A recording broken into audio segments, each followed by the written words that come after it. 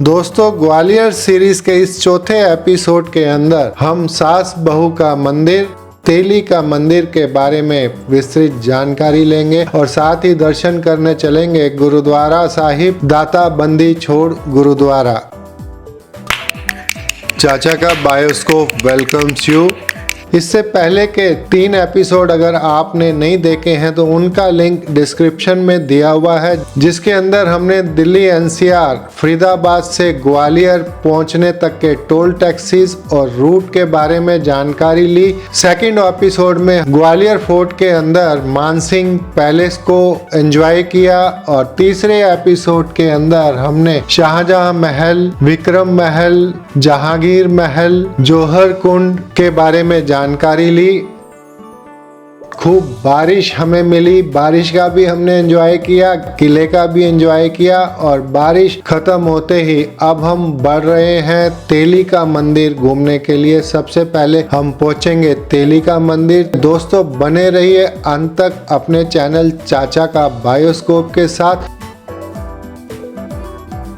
तो यहाँ पर ये जो मंदिर हम लोग देखने के लिए आए हैं, इसका नाम है तेली का मंदिर। रियल में इस मंदिर को तेलंगाना मंदिर के नाम से जाना जाता था। आंध्र प्रदेश में एक स्टेट है तेलंगाना। ऐसा माना गया वहाँ की राजकुमारी, यहाँ का राजकुमार, प्रेम कहानी से ये मंदिर का निर्माण हुआ। ये मंदिर हमारा 9वीं सदी का मंदिर है, 1100 साल पुराना है।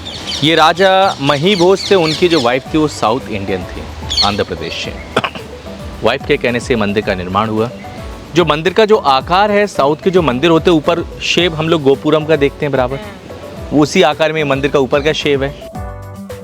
ये फ्रंट वाला जो हिस्सा ये रिकंस्ट्रक्शन है। रिकंस्ट्रक्शन इसलिए क्योंकि ब्रिटिशर्स ने कराया। उससे पहले ये हमारा विष्णु मंदिर था और विष्णु मंदिर का जो दरवाजा है, दरवाजे में 2 अलग अलग हाइट के दरवाजे देख सकते हैं। पहला एक 8 से 10 फीट की हाइट में और एक था नीचे से ऊपर तक 20 फीट की हाइट में।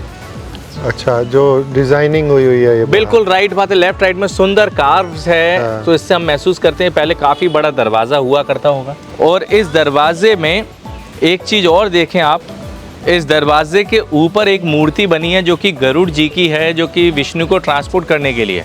हाँ, उनका उसके और ऊपर देखें एक मूर्ति लेटी हुई दिखेगी आपको, आधी टूटी है, वो विष्णु जी की मूर्ति है। फिर हम इसके बाद नीचे आते, नए दरवाजे में देखें सुंदर गणेश बने हुए हैं, गणेश की मूर्ति है। लेफ्ट राइट में रिद्धि सिद्धि भी आप लोग देख सकते हैं। उसके और नीचे देखें गंगा इन यमुना जी की मूर्ति है लेफ्ट एंड राइट में, क्योंकि राइट साइड में देखें यमुना जी की, क्योंकि नीचे टोटल बना हुआ है, और गंगा जी की राइट साइड में, लेफ्ट एंड राइट में ये दोनों मूर्ति आप लोग यहाँ पर देख सकते हैं। गंगा की पहचान कैसे है कि गंगा है? क्योंकि गंगा की जो पहचान होती है उसमें नीचे मगरमच्छ होता है सर।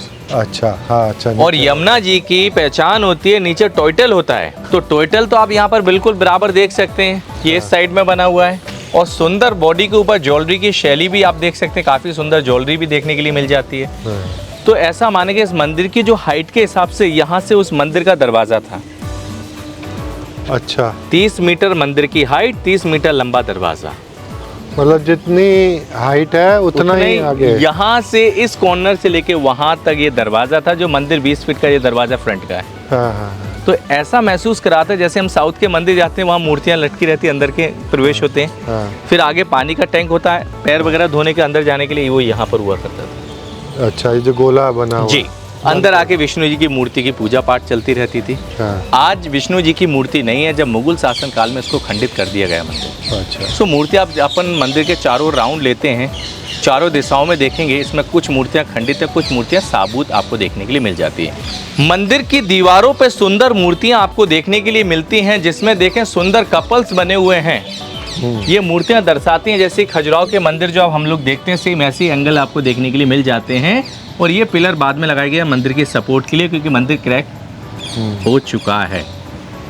ऐसा ये शेप देखेंगे, साउथ के मंदिर ऐसे ही जाते हैं सर, लॉन्ग गोपुरम शैली में ऊपर आर्चेस बना देते हैं वैसा। हाँ। उसके बाद यहाँ पर देखें मूर्ति है, विष्णु जी की है, शिव की मूर्ति है। बिल्कुल। हाँ। हम थोड़ा थोड़ा अंदर आए यहाँ से देखें एक जैन धर्म की मूर्ति भी आपको देखने के लिए मिल जाएगी। अच्छा, अंदर की ओर है, कॉर्नर में है वहाँ। फिर उसके बाद आप यहाँ पर देखें बहुत ही सुंदर गणेश की मूर्ति है, ब्रह्मा मूर्ति है। ब्रह्मा जी की मूर्ति है। उसके बाद आप यहाँ पर देखें गणेश की मूर्ति भी आप लोग देख सकते हैं। फिर ये दोबारा ये एक बार फिर दरवाजे देखें सर, ये पिलर दिया मंदिर की सपोर्ट के लिए। और ये दोनों और मूर्तियाँ सुंदर हैं दरवाजे की ओर। ये भी वही शैली में है। अब इसमें एक चीज़ और देखें, सुंदर मूर्ति आपको काली की यहाँ पर देखने के लिए मिल जाएगी। काली की मूर्ति भी आप देख सकते हैं, सुंदर मूर्ति बनी हुई है।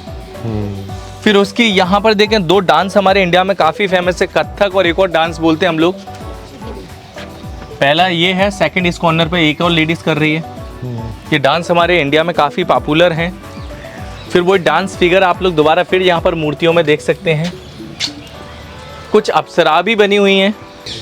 ये मंदिर का पूरब की ओर इसका दरवाज़ा है। सनराइज होता है तो अंदर रोशनी बराबर जाती है मंदिर के अंदर।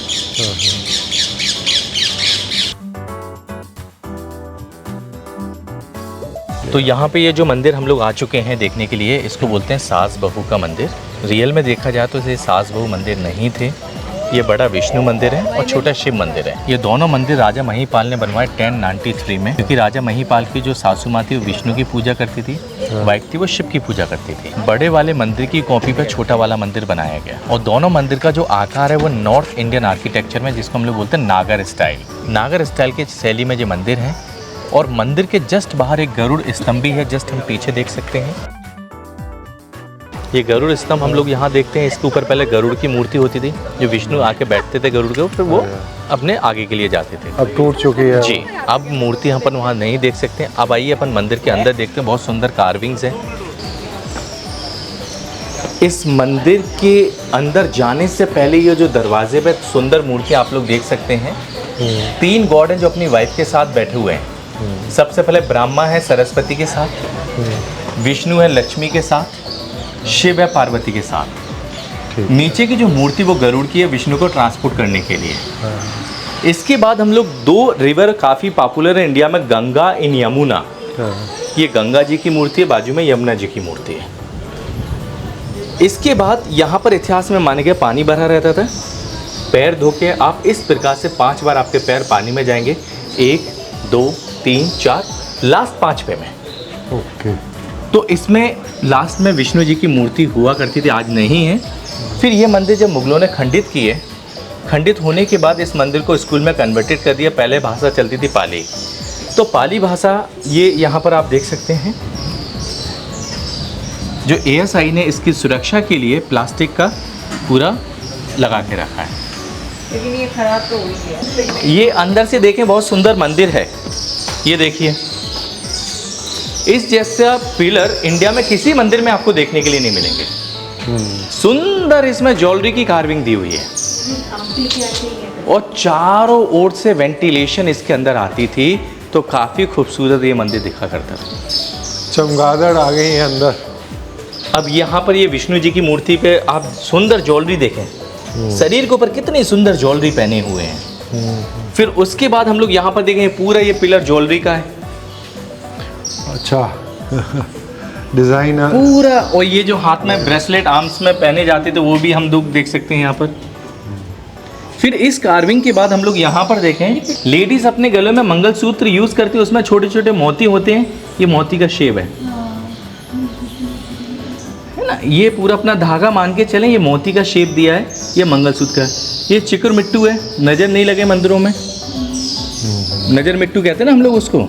ये नजर मिट्टू भी हम लोग यहाँ पर देख सकते हैं। फिर ये ज्वेलरी की कार्विंग है, ये डांसर्स फिगर बने हुए हैं सारे। और यहाँ पर छोटे छोटे ग्लासेस के टुकड़े लगे रहते थे। फिर इसके बाद आप यहाँ पर भी देखो चिकुर मिट्टू हम लोग एक बार और यहाँ पर देख सकते हैं। हम लोग बजर पट्टी बोलते हैं। हाँ, वही मान लीजिए मैम। और ये सुंदर मूर्ति देखें, ज्वेलरी पहनी हुई है शरीर पे, ये साड़ी का शेप है। अब इसके बाद आप यहाँ पर देखें तो सर आज 3 मूर्तियां हैं जो विदाउट वाइफ, ब्रह्मा विष्णु महेश। नीचे स्टैचू गरुड़ जी का बना हुआ है, थोड़ी दिख रही है मूर्ति। ये पिलर भी देखें काफ़ी सुंदर है। फिर इसमें ये पिलर देखो, सुंदर पिलर में ज्वेलरी की कार्विंग है। ये देखें बारीकी में देखें, बहुत सुंदर कार्विंग दी हुई है। अब यहाँ से आप व्यू कीजिए, छोटे वाले मंदिर का बहुत सुंदर मंदिर का व्यू है। ये बहू का मंदिर का यहाँ से व्यू बहुत सुंदर दिखता है।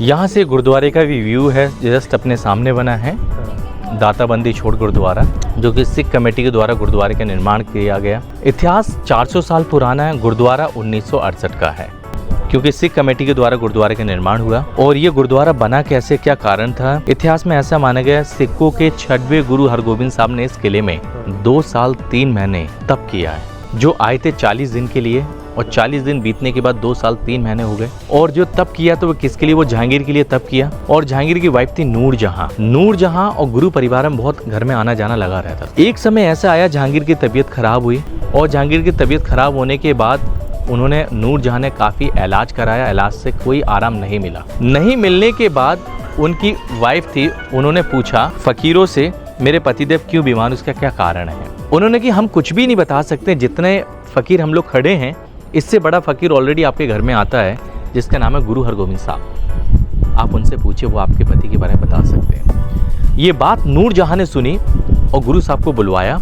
और गुरु साहब से पूछा, प्रणाम करने के बाद, मेरे पतिदेव क्यों बीमार है, इसका क्या कारण है? उन्होंने सीधा बताया, आपके पति के 40 दिन बाकी रहेगा, उसके बाद इनकी मृत्यु हो जाएगी, इनके लिए मुझे तप करना होगा। उधर एक सेनापति था जहांगीर का, जिसका नाम था चंदू। चंदू ने मिस गाइड किया, नूरजहां को बोला, गुरु साहब से तप हम ग्वालियर किले में ले जाके कराएंगे। गुरु साहब ग्वालियर किले में आए, यहाँ 40 दिन तप करने के लिए। जहाँ ये हमारा गुरुद्वारा साहब बना है, वहाँ गुरु साहब ने तप किया 40 दिन। और वहाँ से ये फोर्ट जो हम लोग विजिट करके ऑलरेडी आ चुके हैं, और एक फोर्ट के बाजू में एक बिल्डिंग थी पिलर वाली, उस पिलर के अंदर, उस बिल्डिंग के अंदर 52 राजपूत राजा ऑलरेडी पहले से बंदी थे। गुरु साहब सवेरे शाम पूजा पाठ करने के बाद उन सारे कैदियों को अपनी बाणी सुनाया करते थे, गुरुवाणी। 1-1.5 घंटे गुरुवाणी सुनाते थे सवेरे शाम। तो जितने भी कैदी थे, जिनको उम्मीद नहीं थी हम यहाँ से निकलेंगे, जब गुरु साहब को उन्होंने बाणी सुनता और सुनाते हुए देखा, तो उनको उम्मीद बढ़ गई, अब कोई व्यक्ति आगे हमें ले जाने वाला है। और वो सारे राजपूत राजा थे जो मुगलों के खिलाफ रहते, मुगलों को टैक्स नहीं दिया करते थे। समय बीतता जा रहा था, और उन सारे कैदियों को अफीम का पानी देते थे। अफीम का पानी जब नहीं मिलता था तो वो तड़पते थे। तो गुरु साहब ने जब बाणी स्टार्ट की, तो उन्होंने धीरे धीरे नशा कम कर दिया, और उनको सब कुछ बदल गया पहले से। बदलते बदलते समय एक ऐसा आ गया, जो जिस व्यक्ति के लिए तप किया, वो व्यक्ति की तबीयत ठीक हो गई। गुरु साहब ने तबीयत ठीक कर दी, वहां से परवाना जारी नहीं हुआ, गुरु साहब को रिहा करें। एक समय ऐसा आया, 40 दिन के बाद 2 साल 3 महीने बीत गए। किसी ने भी गुरु साहब को याद नहीं किया, कहाँ है क्या नहीं है, जहांगीर के दरबार में।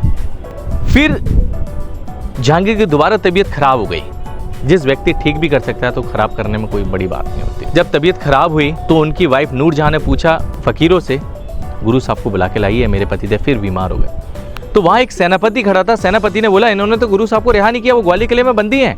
ये बात उसकी वाइफ ने सुनी, जहांगीर की नूरजहां ने सुनी, और सुनने के बाद इतनी गर्म हुई जहांगीर के ऊपर, अब मैं इस आपके लिए कुछ भी नहीं कह सकती। जितना जल्दी आप उनके पास जाएं, उनसे माफ़ी मांगे, वही आप सब कुछ कर सकते, मैं कुछ नहीं कर सकता। जहांगीर दिल्ली से भागते ग्वालियर गुरु के चरणों में गिर, उनसे माफ़ी मांगी, रिहाई का बोला। गुरु साहब ने इनकार कर दिया, मैं अकेला नहीं जाऊंगा, जब जाऊंगा ये सारे कैदी मेरे साथ जाएंगे जो आपने यहाँ पर बंदी बना के रखे। जहांगीर दिमाग का बहुत चाड़क था, उससे बड़ा चाड़क उसका सेनापति था जिसका नाम था चंदू। वो चाहता था गुरु साहब को अब रिहा कर दें और इन कैदियों को रिहा नहीं करें।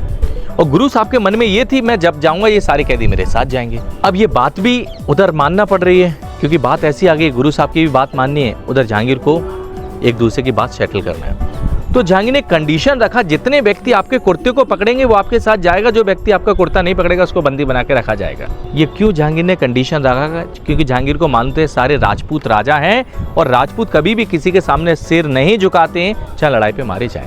इसलिए जहांगीर ने कंडीशन रखा। तो गुरु साहब तो और महान थे। गुरु साहब ने सारे कैदियों से पूछा, आप मुझे राजा मानते हैं, गुरु मानते हैं? सभी ने हाथ जोड़कर बोला, महाराज हम आपको गुरु मानते हैं। गुरु is the same level of God, सबसे पहले भगवान उसके बाद गुरु। तो उन्होंने, यदि आप मुझे गुरु मानते, जैसे कि मैं आपसे बोलूंगा, जैसे आपको मेरी बात माननी होगी, तो राती रात में एक 52 कली का चोला बना। हर राजों ने एक एक कलियां पकड़ी, और यहाँ से 52 राजे रहा हुए, जिसको बोलते हैं दाता बंदी छोड़। जो दाता बंदी छोड़, दाता माने गुरु, बंदी माने प्रिजनर, छोड़ माने फ्री। उन्हीं के नाम से फोर्ट के अंदर गुरुद्वारा है, दाता बंदी छोड़ गुरुद्वारा। जिस दिन गुरु साहब निकले वो दिन था दिवाली का, और दिवाली के दिन ये पंजाब पहुंचे। तो हमारे सिख धर्म में सबसे ज्यादा दिवाली सेलिब्रेट करते हैं। सो मध्य प्रदेश का सबसे बड़ा गुरुद्वारा ग्वालियर फोर्ट के अंदर है। मध्य प्रदेश के गुरु हरगोबिंद साहब 6वें नंबर के गुरु हरगोबिंद साहब, इसलिए मध्य प्रदेश का सबसे बड़ा गुरुद्वारा ये है। और सिखों का तीर्थ का स्थान ये ग्वालियर किला माना गया है। यदि आप पंजाब से नादेर साहब जाते हैं तो ग्वालियर किले के गुरुद्वारे के दर्शन आपको करना जरूरी है। और गुरुद्वारा ये नीचे से लेकर ऊपर तक 6 मंजिल में है। ये बहुत बड़ी बात आती है भाई, छठवें गुरु हरगोबिंद साहब 6 मंजिल का गुरुद्वारा। और गुरुद्वारे के अंदर ये भी करीब 200 से 250 कमरे, बाहर से यात्री आते हैं उनको रुकने के लिए free of facility. Dining hall, 1000 लोग बैठ के वहाँ खाना खा सकते हैं। ये सारी फैसिलिटी गुरुद्वारे में आज भी दी जाती है। 24 घंटे कोई भी व्यक्ति या किसी समाज का है उसमें गुरुद्वारे में आकर रुक सकता है। जाति देख के कभी रूम नहीं देते, वो कहते भाई जो भी है सब गुरु के दरबार में आइए और रुकिए, जो खाना वो खाइए जो गुरुद्वारे में बना है।